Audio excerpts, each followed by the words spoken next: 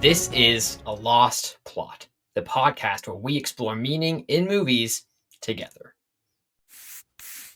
Hello, universe. Welcome back. It is your boy Maverick with another episode of A Lost Plot. As always, we have our wonderful guest, but today we're bringing back our classic Lord of the Rings master, Philip Dutt. Philip, thanks for joining us today. Thanks for having me on, Maverick. This is great. Of course. Now, today we are reviewing another classic. If you have seen the last Lord of the Rings episode, then you know what's coming up. It is The Lord of the Rings, The Two Towers. Its screenplay was by Fran Walsh, Philippa Boyens, Stephen Sinclair, and Peter Jackson, and it was directed by our very own Peter Jackson as well. It's based on J.R.R. Tolkien's book of the same name, and it stars Elijah Wood as Frodo, Ian McKellen as Gandalf, Viggo Mortensen as Aragorn. The whole cast, you know who it is, you know what you're looking at. If you've seen this, it's a legend in a series. So, now, Philip, what is The Lord of the Rings Two Towers about? The beginning of it kind of connects back into the Fellowship of the Ring with Gandalf fighting the Balrog down to the depths of Khazad-dûm. Frodo wakes up because he's dreaming about it. At least that's what the movie's trying to get you to see. And then after that kind of goes into Frodo and Sam traveling through like the rocks of Emyn Muil until they basically they're getting lost all the time. They meet Smeagol at some point. Aragorn, Legolas, and Gimli, who are running after the Uruk-hai. They figure out the Uruk-hai are from Isengard with Sauroman, so they're trying to catch them before they get there. They meet up with the Rohirrim, with Eomer leading them, and the Rohirrim had met up with the Uruk-hai, who also at that time had Merry and Pippin with them. Right. So Merry and Pippin escape because the Rohirrim attacked the Uruk-hai, and Merry and Pippin are able to get away. They eventually meet Treebeard. So Treebeard is an Ent, big tree, Ents are like one of the strongest, if not the strongest, creatures on Middle Earth. So they are very useful, let's say. Okay. And then Aragorn, Legolas, Gimli, who meet up with Gandalf. Shocker, because Gandalf just died. Gandalf tells him how he fought the Balrog, who's pretty powerful creature also. They move with Gandalf onto Edoras, where they find King Theoden with King Theoden. He's the king of the Rohirrim, in which Aragorn, Legolas, and Gimli and Gandalf then are with Rohan for a big part, kind of like helping them just move through and fight against Saruman. And then, of course, they go to the Helm's Deep, at which time, like Aragorn, Legolas, and Gimli are helping out Theoden and the Rohirrim there.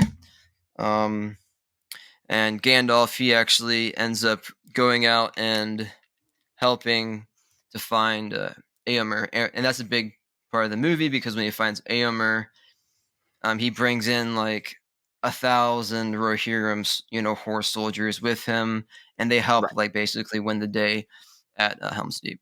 But if we go back to Frodo and Sam, basically they moving through trying to get to Mordor with Gollum, and who's also Smeagol. Eventually they run into the basically Rangers who are from Gondor, and then eventually though they're able to be let free, and then Gollum takes them all the way into Mordor from there. It's pretty cohesive. Yeah.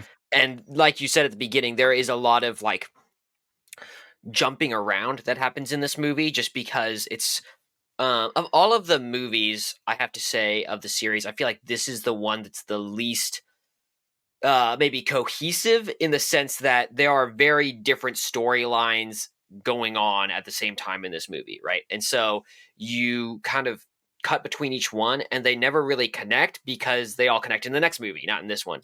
So it can be a little, especially not that you would watch The Two Towers without watching the other movies, but if you did, you would be very confused. Yeah.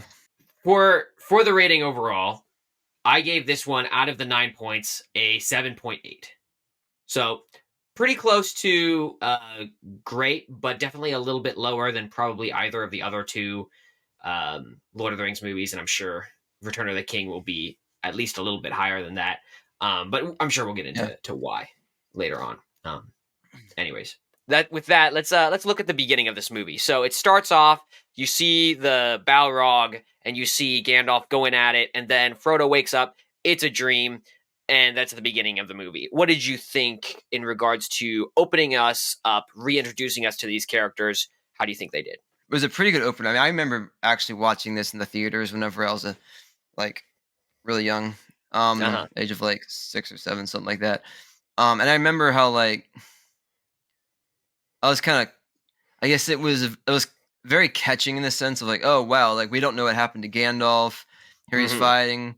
We see him fall all the way down to like Casa Doom, and we're like thinking like, okay, like what's gonna happen next? And then like, and Frodo wakes up. Um, so it's interesting way of like tying the two movies back.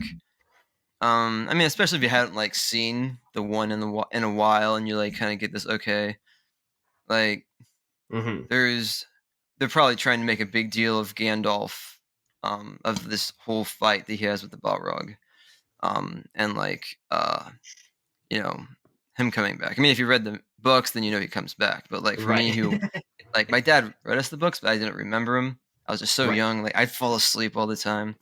Yeah.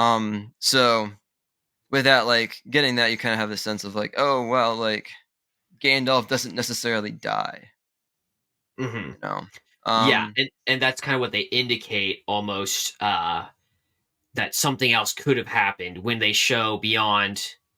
Because especially if you see in the first one, right, all you see is Gandalf falls off the edge and then he's gone. And then when you have this little cutscene at the beginning, you see further of him coming to fight the Balrog as they fall, which I guess maybe adds some of that confusion and uncertainty about what actually happened. as an opener overall, I think that it does pretty decent at like catching the viewers. In a certain extent, it's like you could have done something else as well.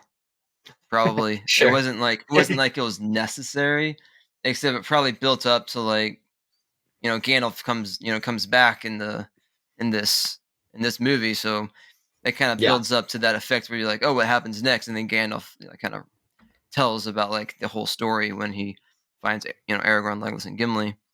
Right. Um, so in a sense, it's like it catches you to think like, okay, like what's gonna happen next year? And this is where you get into movies that are like series, right? Where you have a broader story over the whole thing versus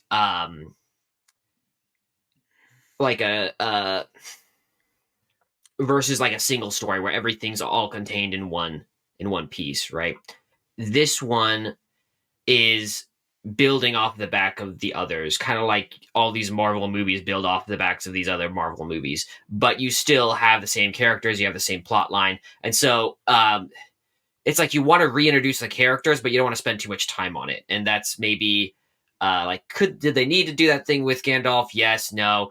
I think it adds some sort of familiarity of like, okay, this is where we started from. This was something that was important in the past, and because they play into it later, it's valuable. But yeah, especially because they play it off as Frodo dreaming, and then they do this really long meandering scene of him in the bog, or not in the bog, in the crags where he's trying to get to the dead marshes. Um, that part maybe wasn't as engaging to me as just as a maybe a critic or an audience. It was okay, but it Yeah, wasn't like, oh, standing out in my brain as this is phenomenal. yeah, I don't know what yeah. you thought about, especially the Sam and Frodo part. In a sense, they're trying to tell a story, as it Right. is. I mean, it kind of builds to where, again, it's not like too exciting. I mean, like to be honest, like I never really liked watching the scenes with Frodo and Sam. I just In the thought they were second really one, boring. Oh yeah, and like the second one and the third one, yeah. Just going to like and be like, interesting, okay, this is boring. Let's get back to the fight interesting. scenes. Um, Yeah. I never would skip them, I guess, but just that was always the way I felt about it. So in that Hmm. sense, like, yeah, I mean, it's slow. It's like there's not really much happening all the time with Frodo and Sam. Like the only way they're able to get to Mordor basically is because they come across Gollum. So Mhm. they were in that sense trying to like get okay, like they're lost because they can't even find the way to get there at all. So Right. when Gollum comes around, he's like, I can get you guys there. He's Gollum Mhm. also kind of tries to use that as a way to like be close to Frodo, since Right. Frodo has the ring.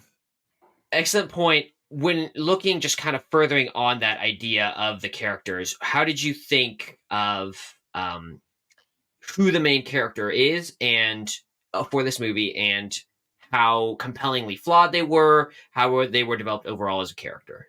Yeah, the main character question is kind of interesting because I mean, like so much of the time in like Lord of the Rings movies, like Frodo like is kind of portrayed as the main character in a lot of ways Hmm. because he's the one who's carrying the ring. Hmm. But at the same time, like you have Aragorn, who's like basically like gonna bring all the men to victory at the end of the day. I mean, he plays a pretty big role with like King Theoden, and you can see in like the movie with them just going back and forth all the time. Like Hmm. Aragorn's always trying to like, he's always has this attitude of like, bringing the men to like to victory and leading them, Yeah. which, um, yeah, I think it's very accurate for his portrayal. It's definitely like because like the characters that aren't that I guess I'd say definitely the ones who aren't like the first ones like Legolas isn't, Gimli Right. isn't, Right. Sure. um, Sam is kind of close, but not exactly. Right. Because even like Merry and Pippin probably wouldn't even be considered main characters either. Right. Um, but it's a pretty close one between like Aragorn and Frodo. Yeah. Um, but I think I don't know exactly what. Maybe the Return of the King makes it seem more this way, but I feel like in the end, like they kind of make Frodo to seem like the main character in Hmm. the end of it all. But again, yeah, Right. it's kind of tough too because um, like I imagine J.R. Tolkien, he may not have exactly written just one character as the main character. So if you're Hmm. trying to base like the movie off of it, you're showing all these different characters. But like exactly who he would say is like the main character would be interesting. Because like like Yeah. Sam, like at the end of the day, it's like well Sam like Frodo wouldn't have been able to bring the ring to Mount Doom if Sam wasn't there, So, Right. but yeah, definitely. It's either like Frodo or Aragorn. I think the thing is too is like they kind of make Aragorn a bit of a bigger character because they have him fall off the cliff with the Hmm. warg, the Yeah. big wolf. Earlier on.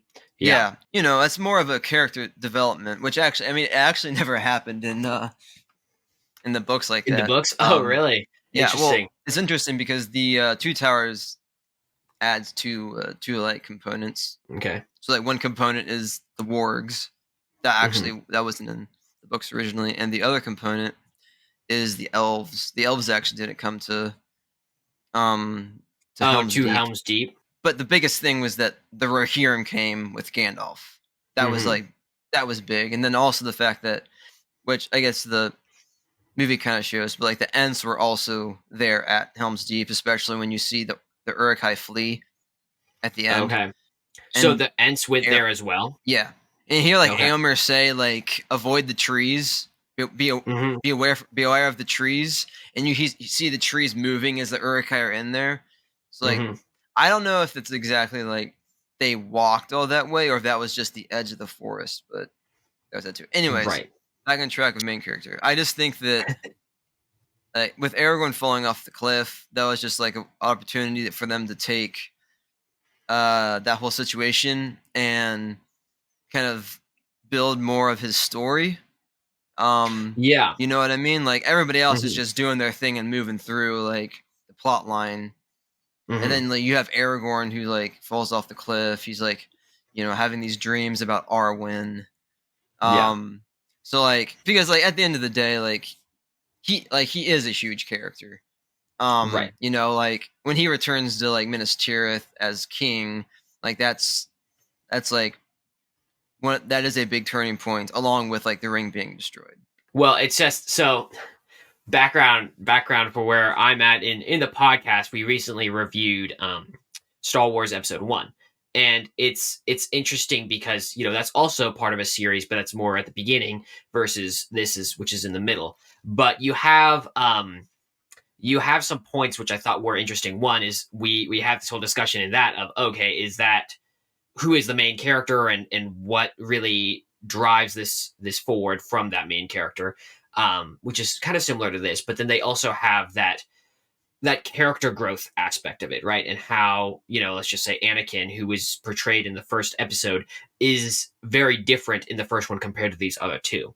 And I think that's where this movie, for the entire Lord of the Rings series, does very well, is that, because I think I agree with you that they are trying to go for two main characters in this movie. And so you get the sense of both a really good idea of who Aragorn is, and then you get a better idea of Frodo, especially as he develops in relation to the ring, which is the biggest maybe character arc for him, is just to see how every single time Frodo shows up on the screen, it's almost always him delving deeper and deeper into the darkness of what the ring is doing to him. And that slow conversion is very interesting because, he's still a good guy, right? But you can see, for example, near the end with the Nazgul, jumping a little ahead, but with the Nazgul, when they come to Osgiliath, you see that Frodo already knows that the Nazgul is coming.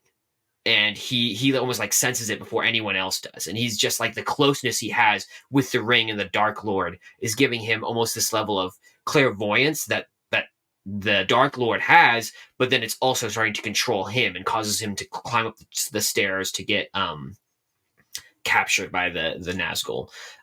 So that whole arc, that whole like corruption arc, is very poignant because it makes the later, what happens later in Return of the King, very cohesive, right? And I think that there's less of that cohesiveness in Star Wars as a comparison, where it's a little unclear why Anakin is so vengeful when his slave life isn't quite as ideal, I guess, as he wants, but he really isn't mistreated in any drastic ways as you see in the Star Wars movies. But anyways, that's a bit of a side. I don't know if you had anything you wanted to say on Frodo, because I also want to touch on Aragorn too. You had some good points there.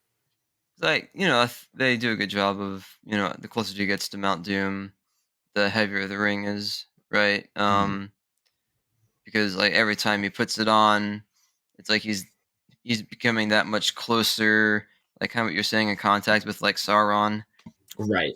I don't know exactly if that would if this would like connect with why he pities Gollum, but like, he's carrying the ring, it's his burden, and like at one point you can hear like when like Sam's like the whole time like, no, he's gonna trick us, he's like trying to take advantage of us basically, and Frodo's like, no, like don't kill him because like I pity him basically. It's the Right. same thing that Bilbo said in The Hobbit. Yeah. His voyage to Mount Doom, I would say, kind of extrapolates what the ring's doing to him. As he's going there, it's like becoming a heavier burden. Whereas like Mm-hmm. Gollum, like he had the ring for like a really long time. Mm-hmm. But he probably didn't deal with the ring necessarily in the same way that Frodo is, or if he maybe he did, and yet Frodo's is like condensed. It's like instead of it taking like, you Mm-hmm. know 100 years to affect him, this way, like it did Gollum, maybe it's affecting him more quickly because like Mount Doom is Mm-hmm. where like the ring like once. It's interesting. It's like where the ring was Yeah. made is trying to get back to like where Sauron's at, which is there too. Yeah, just like Right. thoughts I'm throwing out there. Yeah. Well, it's interesting because you see in the first movie, right?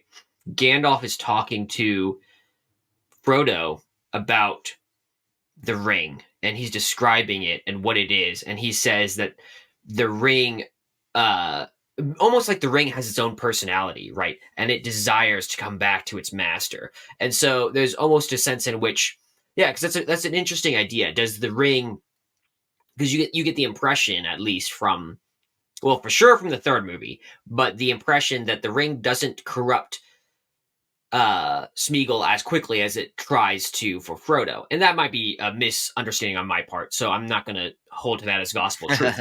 But but the but the idea may be just that, oh, the ring is desperate to get back to its master and does not want to be thrown into the fire, right? And it has some, almost like it has a knowledge that this is the purpose of Frodo, and so it almost corrupts Frodo all the more tenaciously because it understands that it has this chance to survive and it needs to survive.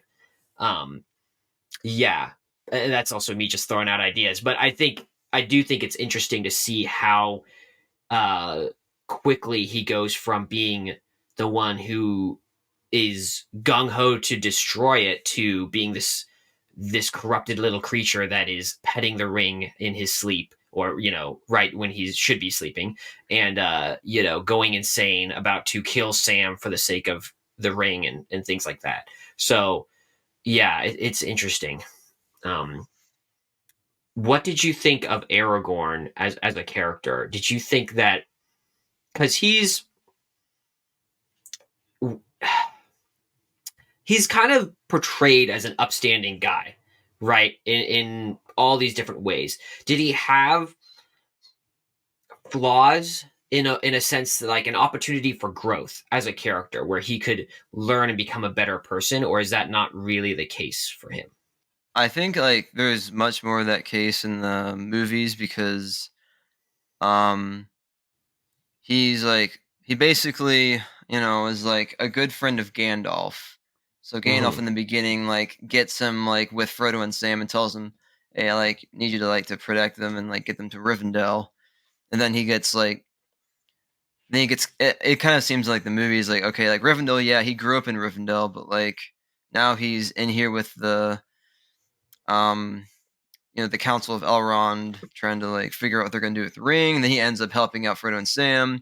But like the other thing is that he doesn't really show like this desire of like going back to Minas Tirith and being king, right? He's like, oh, I Hmm. don't want to be king. Hmm. Whether it's like, oh, whether they play him off as like being humble about it or just being like, no, I mean, but it's more of like, no, I don't want to like. That's not my line anymore. Like that, the Hmm. line of men is like, I don't want to be like those people, right? Because like Isildur, who would be his like great great great great great Hmm. grandfather, Right. basically took the ring for himself and then lost it and all that. Um, so yeah, so they put that in there as like, okay, but this is something he's gonna have to like deal with. He's on Hmm. this voyage to help Frodo get to Mount Doom, basically, right? And then he gets Hmm. caught up into other things. Um, but so it's not like, oh, I'm like, all right, I'm supposed to be king here, so I'm gonna take on, this responsibility and make sure that like I'm gonna be that that character for every situation in a sense, Hmm. like, and this is more like, oh, it turns out that that's just his for the movie, it turns out that that's just his as his personality, right? He's just a good leader. Hmm. So Right. people will naturally just follow him because he's a good leader, not because like he's like there to be like, okay, like I need to be king of Gondor. Right. Um Right. Exactly. they're to like he's humble. He's humble about it, and he's not like trying to be prideful about it. He's just, you know, because of like who he is naturally. People are following Right. him. Right. And maybe struggle is the right word I'm looking for when I think of his arc, because that's a really good point that at the beginning of not return, sorry, Fellowship of the Ring, he's denying this calling on his life to be the king of Gondor, and that obviously that doesn't terminate in this movie, right? That goes on to the Return of the King, but in this movie you get a bigger sense of well, it was just so interesting when I watched it this time, because I haven't really, I don't take notes when I watch the movies, but I do take notes afterwards. And for this one, I was thinking about his character, and I haven't really. He's pretty stoic. He's kind of like the good guy who does the right things, but I never really thought about how much despair Aragorn goes through as a character until I thought about this movie.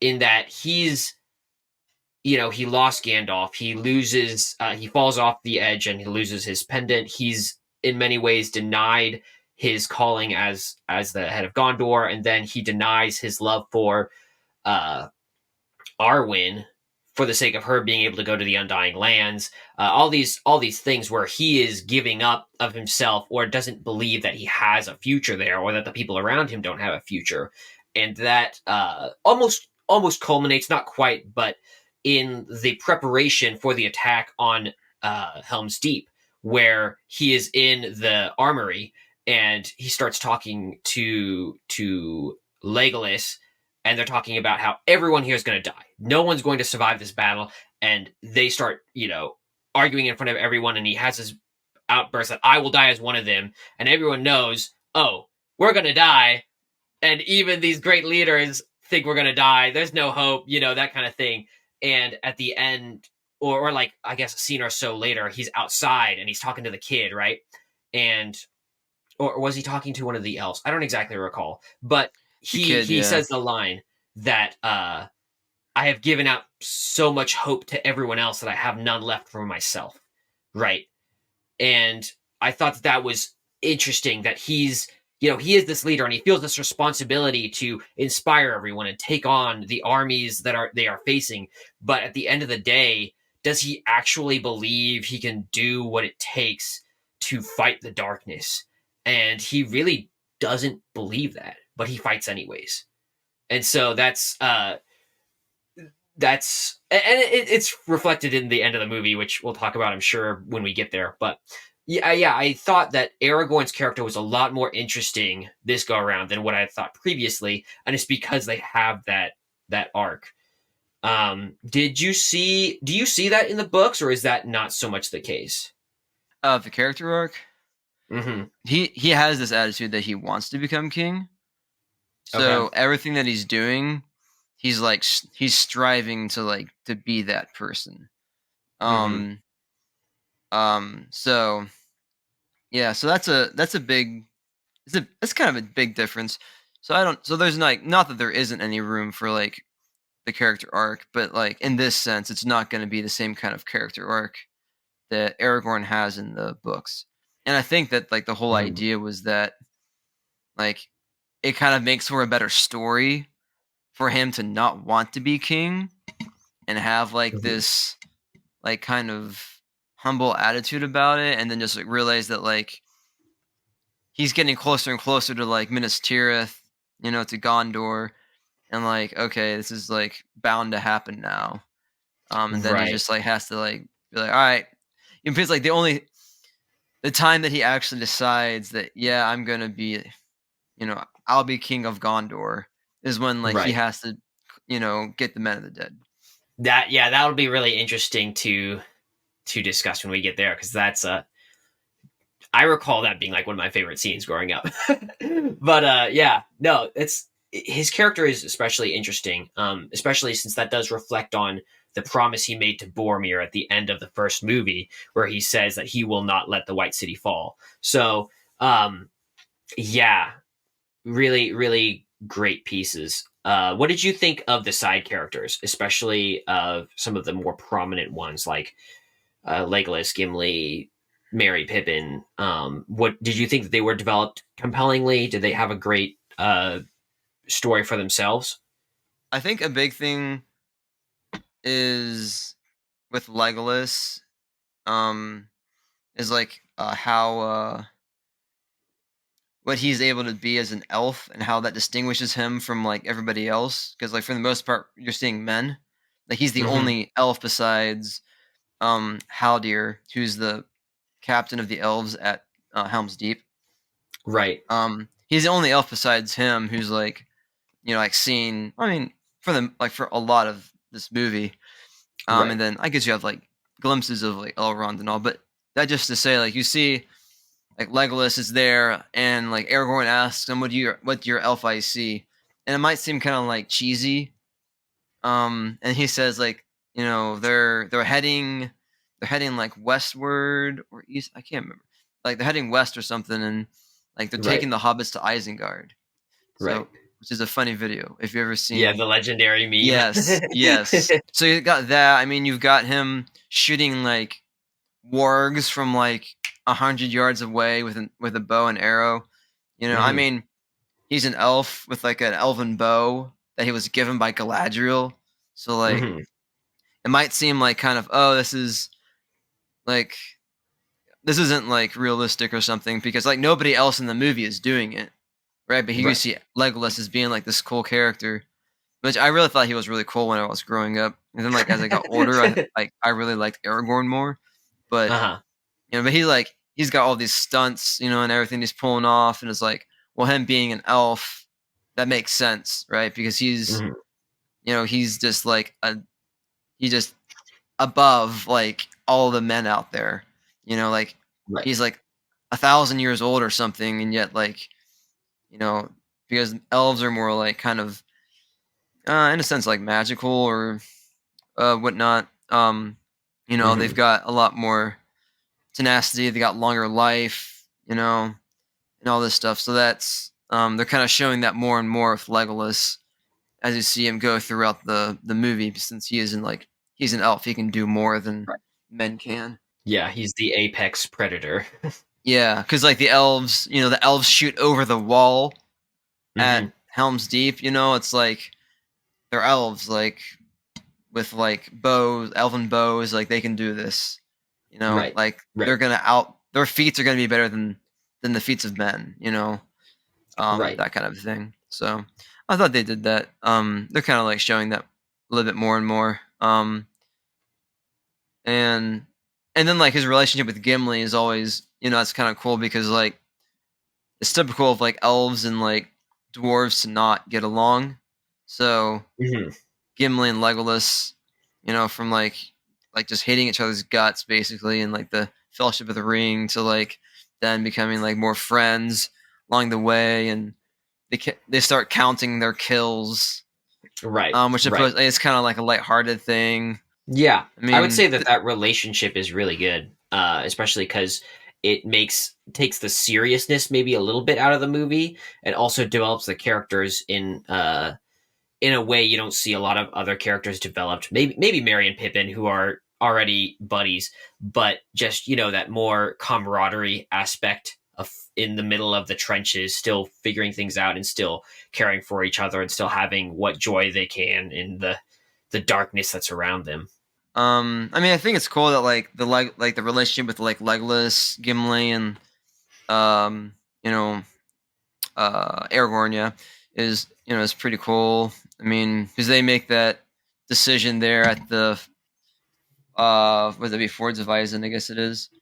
Okay. Um, Yeah. right at Almen Hen. Like Aragorn's like, hey, like we need to go save like Merry and Pippin because like we really can't help Frodo and Sam. We've already figured this out. So then like he like his like it's kind of like his leadership again, like keeps them together, and it's cool. Like if you ever play like um a lot of different like Lord of the Rings video games, like Legolas, Aragorn, and Gimli are always like the most powerful like characters in the video game Yeah. for like the good side.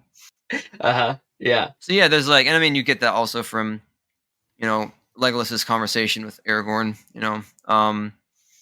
Because I don't really know like book wise how long like they would have known each other. But Mhm.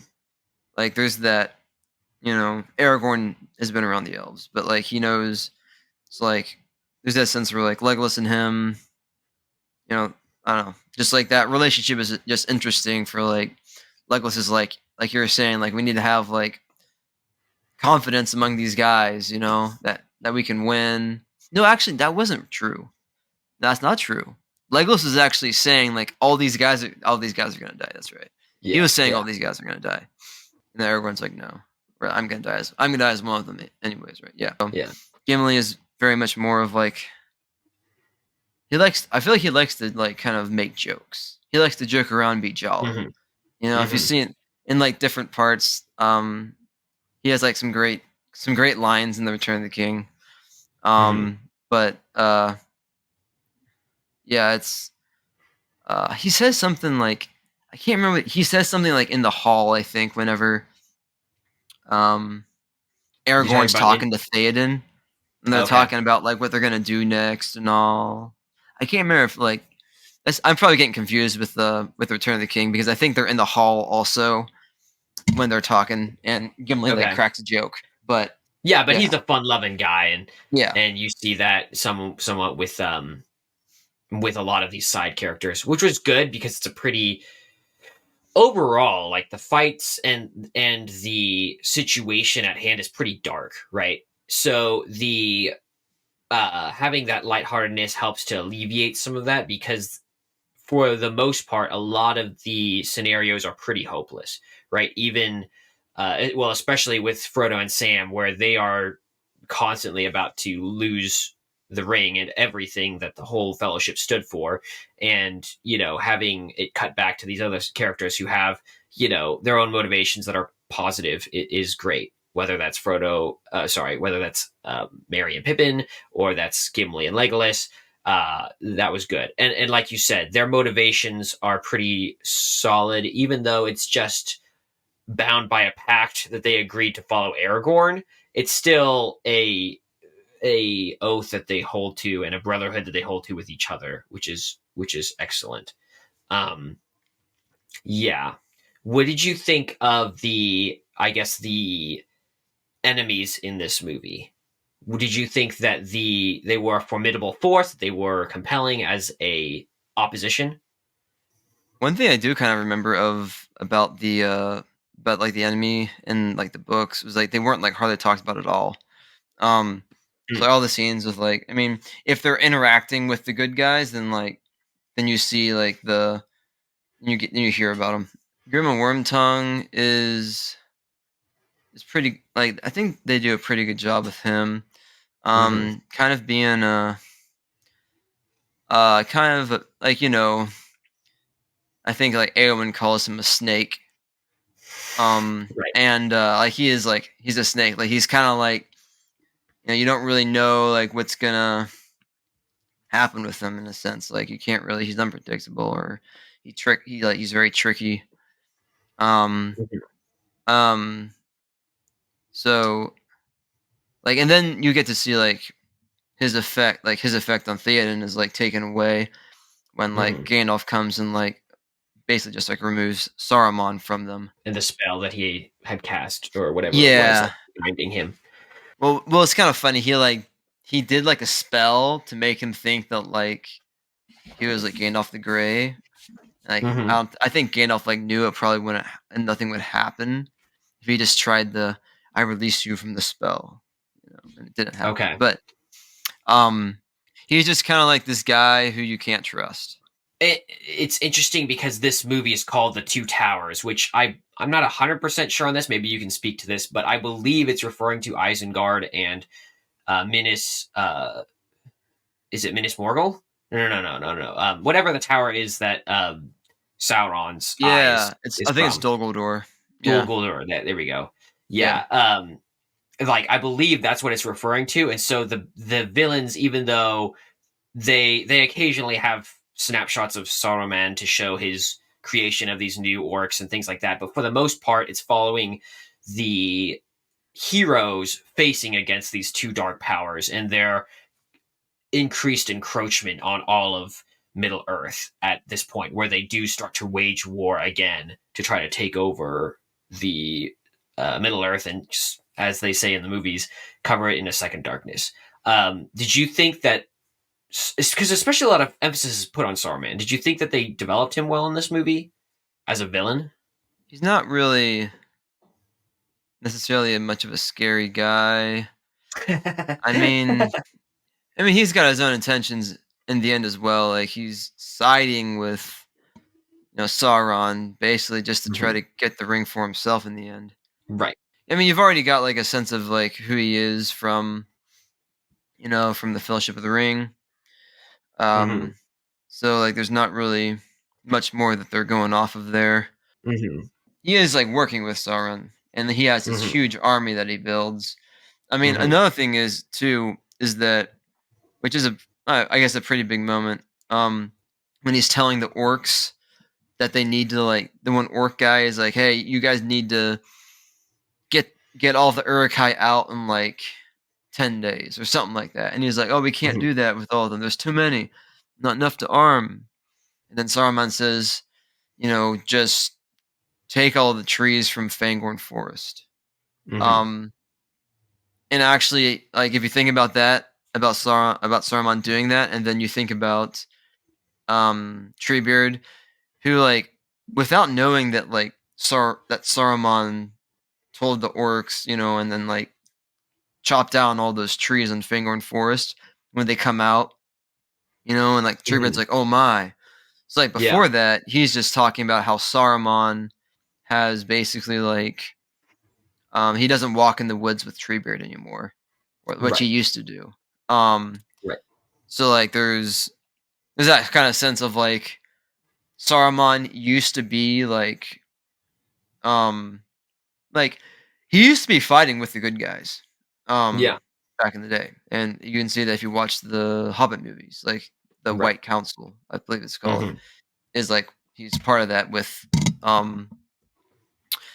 that with Galadriel and Gandalf. So yeah, Right. so, like, they do, like, give you, like, that more of a sense of, like, uh Saruman's just kind of, turned bad. And Treebeard even says something that hints to that, where he says, a wizard should know better, and so that's what really torques Treebeard off, and he ends up going to war with him. I think it's just so these villains are interesting to me because in a lot of movies you have like humans versus humans almost, except, and that's what really drives the plot forward, is that, oh, you have all of these humans fighting each other, and to some degree you have conflict amongst the humans in these movies, right? Whether that's uh why can't I think of the Rohirrim right now? But Warm Tongue versus the other people in Rohan, and things like that, where they're not allied. But for the most part, the big threat in this movie is just like a dark mass of evil that you see, and that's manifest in the orcs, it's manifest in the wargs, it's manifest in the uh Ringwraiths and Sauron, which it's interesting to see how much I want to say character, but not exactly character, like just development they have of these characters that you don't really hear a lot of talking come from, right? Especially Sauron, who he seems to have. You get a very strong sense of the just urgency and like malicious desperation coming from this Dark Lord throughout these movies in other actions, right? Whether that's the ring trying to get back to its master, or the way that the ring wraiths interact, or the way that you see him just sending hordes of armies against other forces to try to overwhelm them, right? It's just there. It's interesting to see how much those other aspects of the movie actually show the character of the Dark Lord behind it. So that's maybe what I would think of when I see this movie, because that's very clearly demonstrated. Um, yeah. Anyways, going to the uh, further on in the movie, did you think that they were very good at showing why the characters were involved in this conflict? Like, we already have the fellowship broken up. So is the motivation for, okay, this is worth fighting for, clear? So, it definitely shows up with Merry and Pippin, right? They're talking about the Hmm. Shire, and, like, Mary's, telling, like, Treebeard, like, "You're part of this world," right? Hmm. Or, like, "Our friends are out there and they're fighting, like, we have to do something to help them." Um, Yeah. so, like, so in that sense for them, there's definitely that, like, puts together a clear picture of, like, hey, like, there's a reason behind them going to Isengard. I think, yeah, it's pretty clear about, like, the stakes. Hmm. Like, Isengard bringing, like, these 10,000, like, Uruk-hai against Rohan. Hmm. Like, the big thing was that whenever Aragorn, Legolas, and Gimli got to with Gandalf got to Edoras. They basically they're figuring out that like Saruman has like is gaining control of Rohan. Hmm. Um, and when we need to stop him, but he's also you know in a better place than like Edoras. Like Edoras can't really defend against Saruman. Right. No matter Hmm. like what the situation is, basically. It's not a Hmm. fortress, really. So that's why Right. Helm's Deep was why they fled there. So like I mean, it's very clear, like you know, and for instance, like there was a disagreement about whether they should go to Helm's Deep or just stay and fight in Edoras, right? So Hmm. in some sense, they're like, oh, we can just like stay and fight and not flee, but at the same time, it's like there's it's a lot better protection against like what they're kind of expecting to face up against. Right. So I say they do know what's coming for them, but yeah, Yeah, well, especially because, and you really, I think, hit it on the head with Merry and Pippin, where they're saying, there won't be a home to go back to if we don't fight in this war. And that whole right, phrase, well, you're a part of this world, and he's getting out. Mary's getting outraged because he can't get the Ents to join them in this fight, and um, yeah, yeah, there's a sense in which it's touching everyone, and they can't help but be part of this battle against everything else.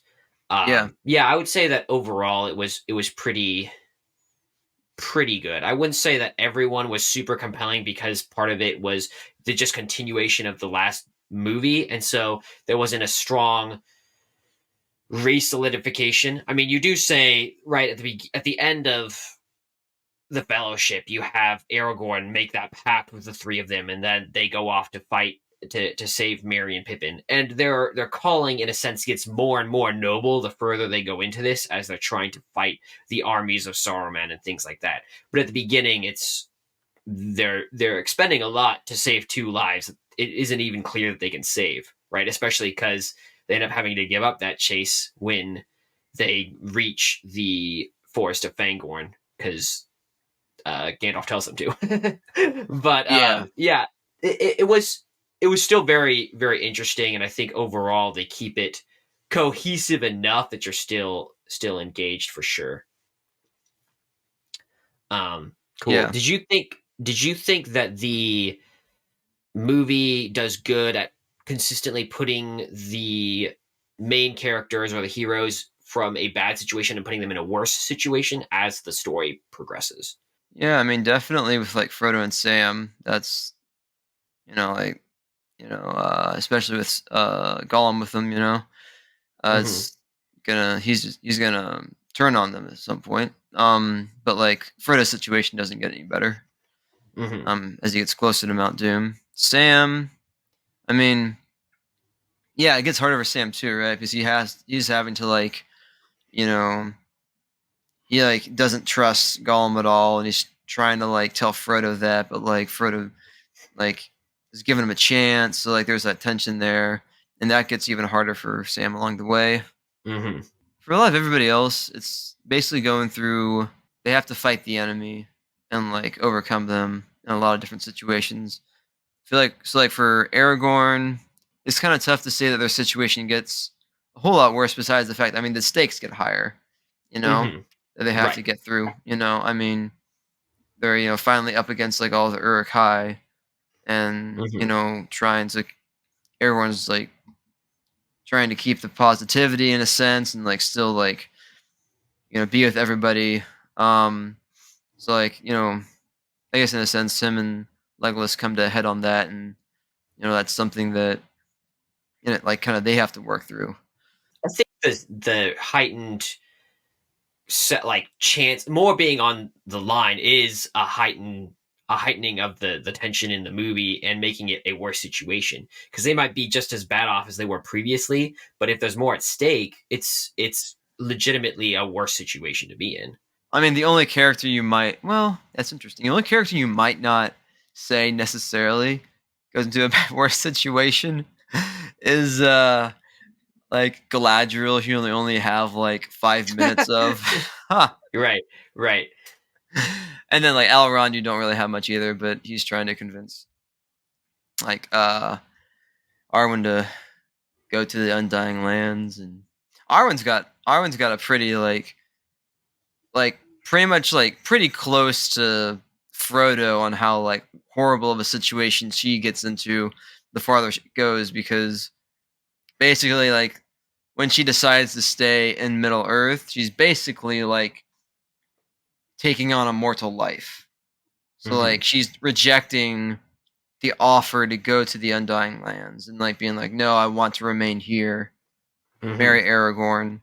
So with that, like she will like, if you know, like in the Return of the King, like there's a picture of her just she's just like in torment, basically like depressed in a sense, um like like elves like could die of battle by being killed, or Hmm. they could die of like sorrow, basically. I think that's right. Okay. So that's basically what like Arwen's going through, is like sorrow over Aragorn. Right. But she decides to stay and just to give up that like that uh like the immortality to like Hmm. be mortal because of Aragorn. But yeah, Yeah. but that's not, you don't really get that a whole lot from the Two Towers. That's more seen in the Return of the King. Yeah, and that's maybe one of the bigger things about this movie as a whole compared to the other movies is that even with some of these arcs, right, whether it's and we get some completion, right, and we'll get to that right after this, but the there is a sense in which a lot of these arcs don't actually get completed in this movie. They get completed in the next movie. And so you don't see that clean chapter break. So I guess it's hard to say that this movie by itself is really a complete story because it's really not.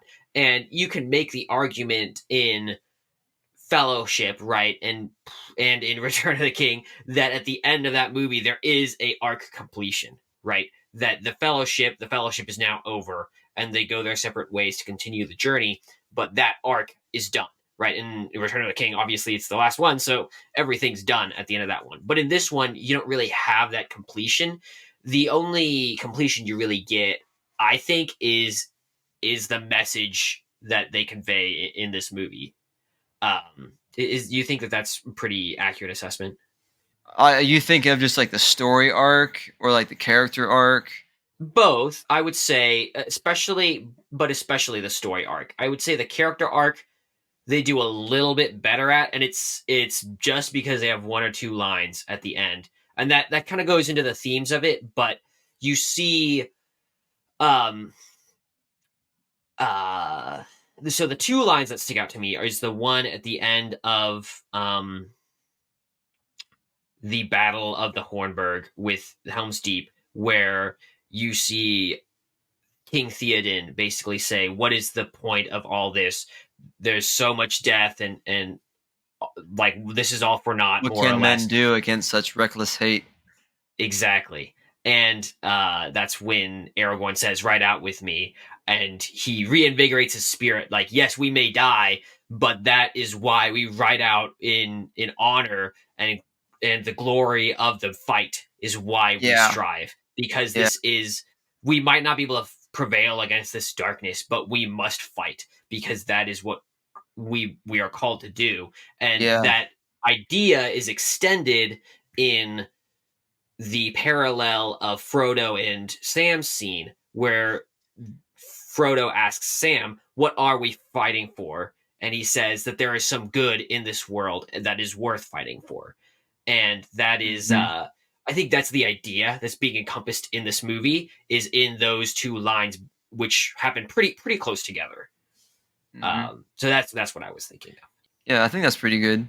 I think what's interesting is just like the tie something to tie between like the Two Towers and the Return of the King. It's and something that like just like kind of talking about this and from watching it here recently. I So like there's the one scene where Aragorn is like telling Theoden like send out riders, call Hmm.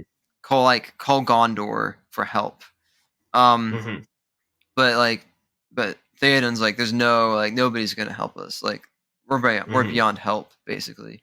So like all I need like, but I want my men to like basically be remembered for what they did. I Mm. can't remember exactly the line that he says.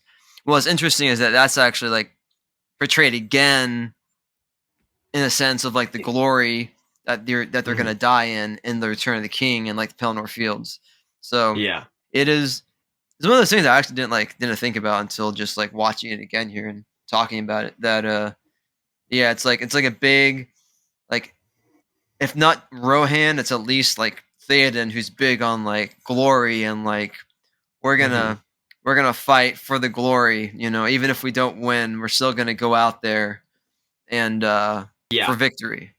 Well, it's just I think it's so interesting too to see movies like this or movies like Gladiator, where it is this idea of that you fight for something beyond yourself, even if it doesn't benefit you in any material way, and actually might mean that you die, right? And there is a sense in which we are called to do these honorable things, and there are things outside of a pure utilitarian materialistic sense that are worth fighting for, and those things are worth potentially even dying for. And I don't know that you see those ideas conveyed a lot in society today, just insofar as, oh, do you benefit from this or do you not? Oh, you don't, then don't do it, that kind of thing. That there's a very simplistic idea of doing everything, but then when you hear this idea of honor and of the what is right for you to do in the midst of darkness, in the midst of this evil, you are called to do this because it is the right thing to do and because your honor is on the line. And is honor something worth fighting for? 100%, right? And it's not just a outdated uh medieval idea that you fight for honor, but it's a very real value that should be held by society. Yeah, that's no, it's good. It's good.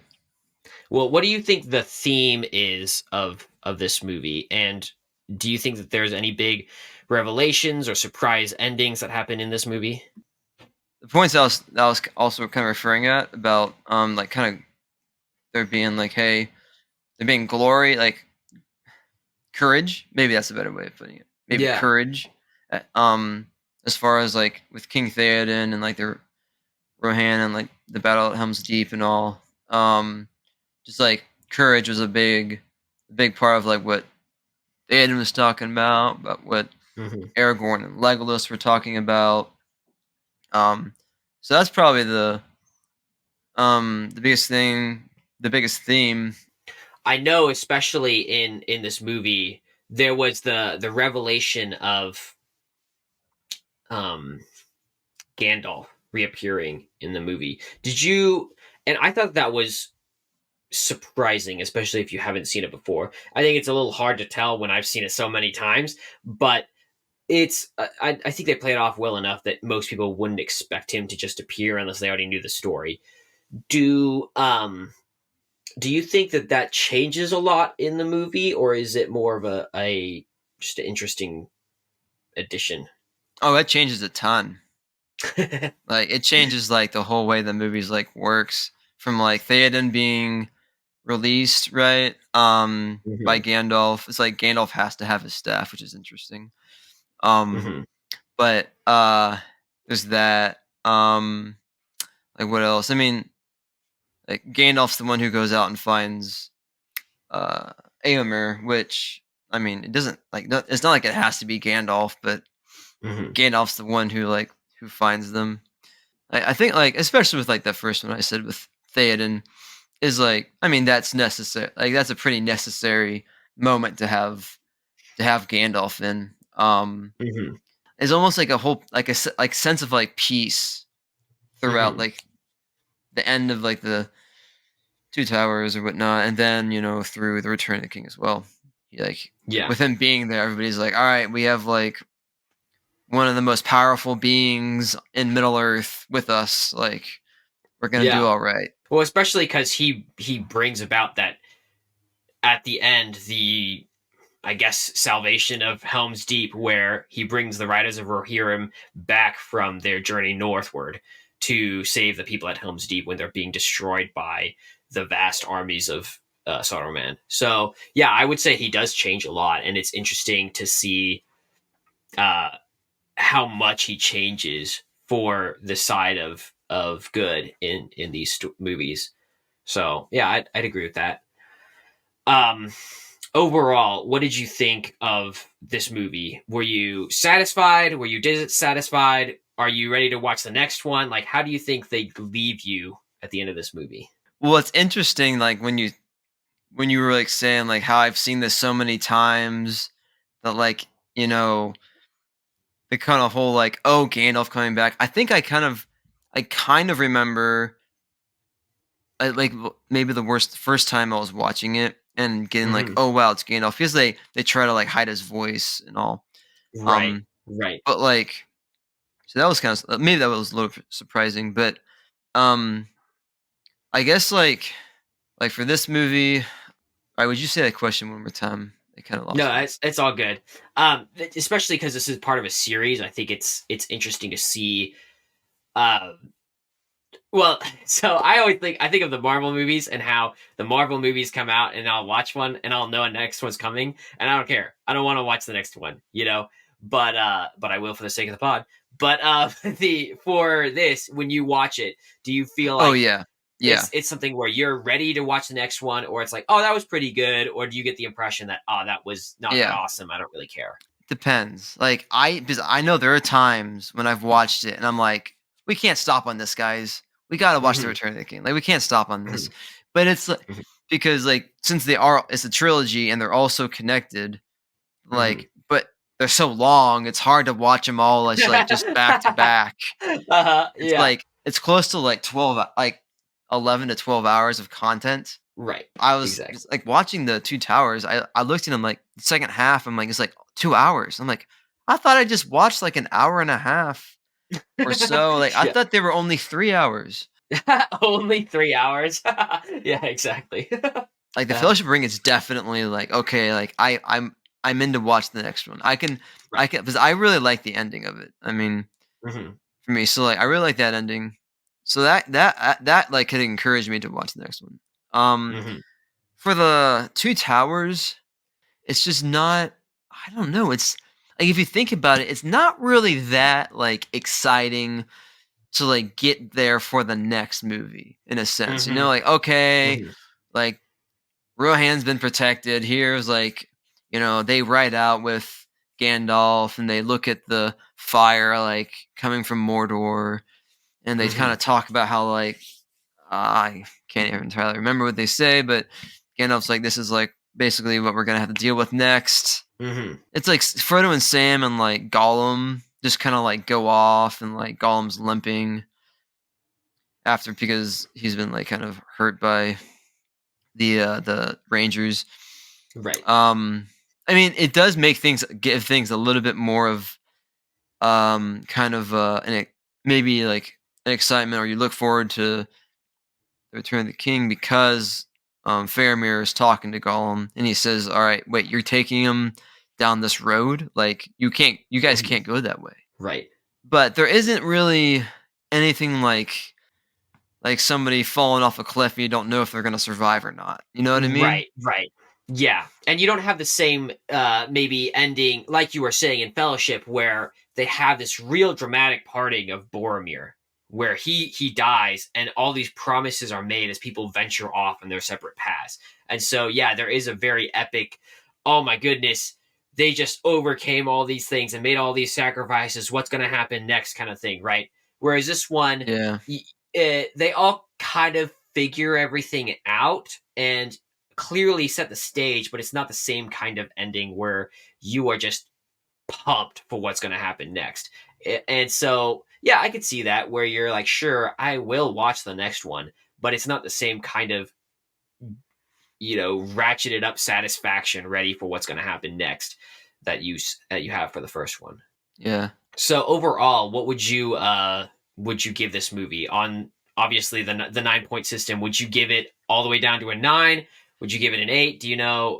I don't think you're giving it a 1, but what do you think? Roughly going off, it's roughly going off the 9-point scale. If I would just go for 9 points in general, I Hmm. think like I'd give it a 7. Okay. Um, I think that it's And it seven. doesn't have to Well, be exact. 7.5. Seven's good. So Okay. somewhere around in there. There It's you go. I don't know. It's like the ending, especially like where Gandalf and all of them are kind of like riding away from Helm's Deep. Hmm. It does seem to be a little bit of like a like I don't know. It's like okay, what's gonna happen next year? I don't know. Hmm. It kind of kills it in a sense, like the momentum. Um, Okay. but Yeah. I it is difficult to give it very much of a critique, a hard critique after seeing it Right. so many times and just like I like the movies, you know, I Right. just know that like it's a lesser movie than the others. I do Hmm. think that, but Right. like it's tough to like it's just like Yeah. I don't know, it's just like tough to really pinpoint in general exactly like what it is necessarily. Well, you have the benefit of watching Return of the King, so you know what's going to happen. And so are you concerned that that's like maybe playing into your overall enjoyment of this one as well? Just because I know what's gonna happen next. Right. I don't know necessarily that's the case. Okay. There is something to do with the build up to like the next one. Um, with like the endings, like yeah, it's just like I think there is a part of it being like just like the ending and how it's like is it like gonna like kind of grip you to see the next movie. Hmm. Um, it doesn't. I don't think it does a great job of that. Um, Hmm.